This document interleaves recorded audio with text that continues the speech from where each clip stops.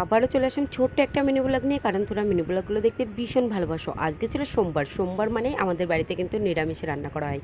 এই তো সংসারের টুকিটাকি কাজকর্মগুলো সেরে নিয়ে সোজা চলে আসলাম কাঠঘর থেকে, কিছুটা কাঠ নিয়ে সোজা জালটা কিন্তু বসিয়ে দিয়েছি। আজকে সেরকম কিছু রান্না করব না, শুধু এই মুগ ডাল রান্না করব, তার পাশাপাশি আলু সিদ্ধ আর ওই সোয়াবিন আলুর তরকারি।